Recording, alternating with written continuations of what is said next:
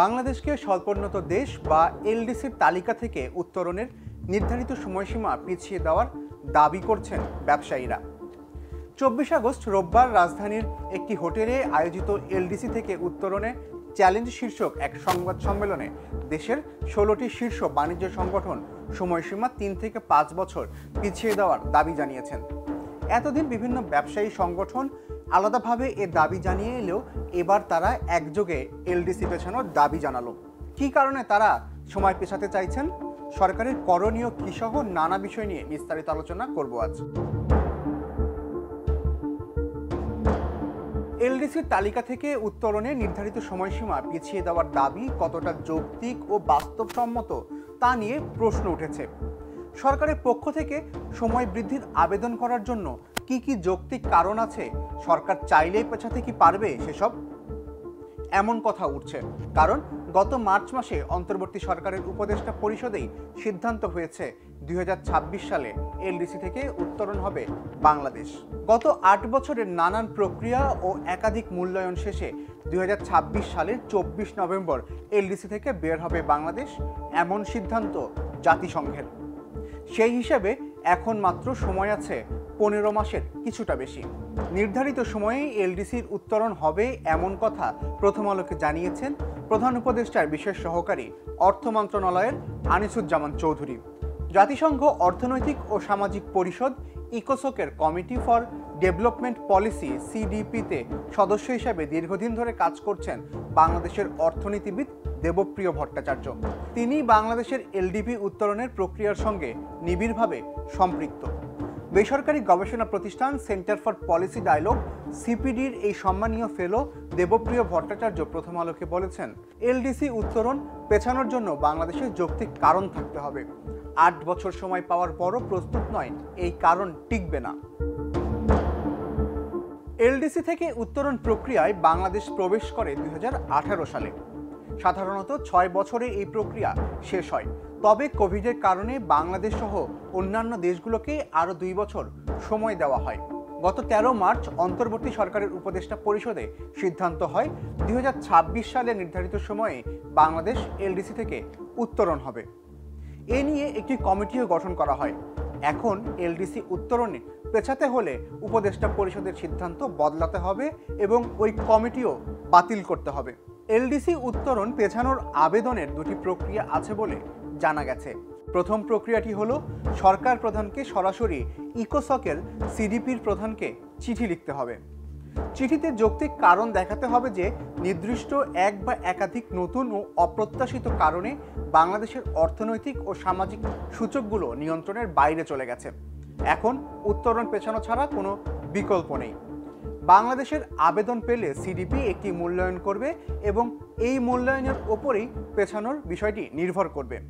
দ্বিতীয় উপায়টি হলো বাংলাদেশ সরাসরি জাতিসংঘ সাধারণ পরিষদে আবেদন করতে পারে। সাধারণ পরিষদই সিদ্ধান্ত নেবে। সেক্ষেত্রে জাতিসংঘের সাধারণ পরিষদে ভূমিকা রাখতে পারে এমন শক্তিশালী দেশের সহায়তা লাগবে এবং যৌক্তিক কারণ দেখাতে হবে। গণ অভ্যুত্থানের মাধ্যমে রাজনৈতিক পট পরিবর্তনের পর অর্থনীতিতে কিছু সংস্কার হয়েছে। জিডিপি প্রবৃদ্ধি হয়েছে, রপ্তানি ও রেমিটেন্স বেড়েছে। ব্যাংক খাতে কিছু সংস্কারে মূল্যস্ফীতি কমেছে। বাংলাদেশের অর্থনীতি আগের চেয়ে ভালো অবস্থানে আছে বলে দাবি করা হয় সরকারের পক্ষ থেকে। তাহলে বাংলাদেশ কি কারণ দেখাবে, সেটাও এখন প্রশ্ন। এলডিসি উত্তরণের সময় পেছানোর আবেদন করে সফল হয়েছে সলোমন দ্বীপপুঞ্জ। কোভিডের পর 2023 সালে দেশটির সরকার গৃহযুদ্ধ ও প্রাকৃতিক দুর্যোগের কারণ দেখিয়ে বাড়তি সময় চেয়ে সিডিপির কাছে আবেদন করে। সিডিপি মূল্যায়ন করে 3 বছর সময় বাড়িয়ে দেয়। 2027 সালের 13 ডিসেম্বর দেশটি এলডিসি উত্তরণের সময় ঠিক করা হয়। কয়েক বছর আগে আফ্রিকার দেশ অ্যাঙ্গোলা এলডিসি উত্তরণ পেছানোর আবেদন করে। সব প্রক্রিয়া শেষ হয়ে যাওয়ায় দেশটি সরাসরি জাতিসংঘের সাধারণ পরিষদে আবেদন করে। দেশটি কারণ দেখায় তেলের দাম পড়ে যাওয়ায় দেশের অর্থনীতি ও সামাজিক খাতের সব সূচক পড়ে যায়।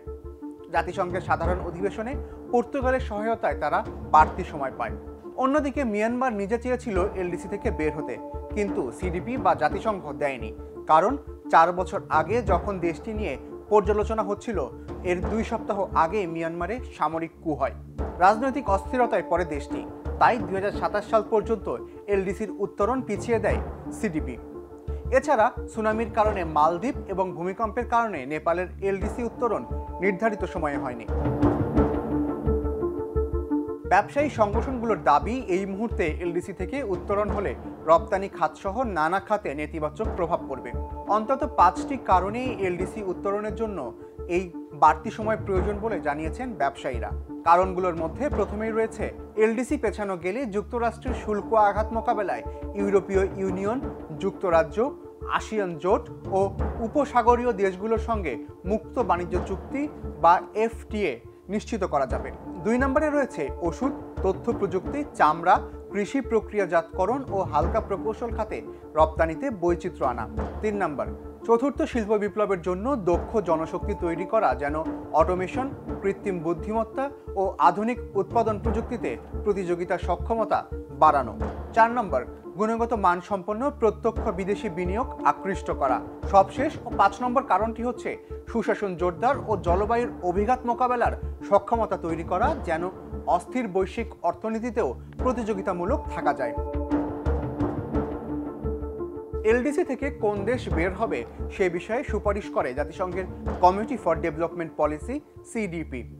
এজন্য প্রতি 3 বছর পর পর এলডিসিগুলোর ত্রিবার্ষিক মূল্যায়ন করা হয়। মাথাপিছু আয়, মানব সম্পদ, জলবায়ু ও অর্থনৈতিক ভঙ্গুরতা, এই 3 সূচক দিয়ে একটি দেশ উন্নয়নশীল দেশ হতে পারবে কিনা সেই যোগ্যতা নির্ধারণ করা হয়। যে কোনো 2টি সূচকের যোগ্যতা অর্জন করতে হয় কিংবা মাথাপিছু আয় নির্দিষ্ট সীমার দ্বিগুণ করতে হয়। এই মানদণ্ড সময়ের সঙ্গে সঙ্গে পরিবর্তনও হয়। 1975 সালে এলডিসি তালিকাভুক্ত হয় বাংলাদেশ। এলডিসিভুক্ত দেশ হওয়ার কারণে শুল্কমুক্ত বাণিজ্য সুবিধা সহ নানা সুবিধা পেয়েছে বাংলাদেশ। বাংলাদেশ 2018 ও 2021 সালের ত্রিবার্ষিক মানদণ্ডের 3টিতেই উত্তীর্ণ হয়। 2021 সালে বাংলাদেশ চূড়ান্ত সুপারিশ পায় যে 2024 সালে এলডিসি থেকে উত্তরণ হতে পারবে তারা। 2024 সালের এলডিসি থেকে বের হওয়ার কথা থাকলেও করোনার কারণে প্রস্তুতির জন্য আরও 2 বছর পিছিয়ে দেওয়া হয়। বাংলাদেশ যদি এলডিসি থেকে উত্তীর্ণ হয় তাহলে বাংলাদেশই হবে প্রথম দেশ যারা 3টি সূচকেই উত্তীর্ণ হয়ে বের হবে। বর্তমানে বিশ্বের 44টি স্বল্পোন্নত দেশ রয়েছে। এলডিসি দেশগুলো এক ধরনের উন্নয়নশীল দেশ। যেসব দেশের সক্ষমতা তুলনামূলক কম তাদের এই তালিকায় রাখা হয়। আগামী 5 বছরে এলডিসি তালিকা থেকে বের হতে অপেক্ষায় আছে 6টি দেশ। বাংলাদেশ ছাড়াও 2026 সালে এলডিসি থেকে উত্তরণের তালিকায় আরও 2টি দেশ রয়েছে।